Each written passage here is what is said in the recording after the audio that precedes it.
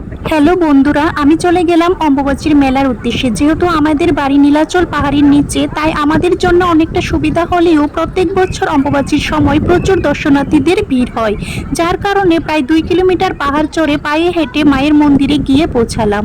অন্যান্য সময় আমরা গাড়ি করে পাহাড়ে উঠি, তবে অম্বুবাচীর সময় প্রচুর দর্শনার্থীদের ভিড়ের কারণে পায়ে হেঁটে মায়ের মন্দিরে যেতে হয়।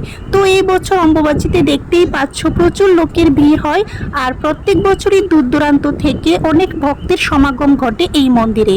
এই সময় অনেক সাধুরা সিদ্ধিলাভের জন্যও এই মন্দিরে এসে থাকে, এই পীঠস্থানে।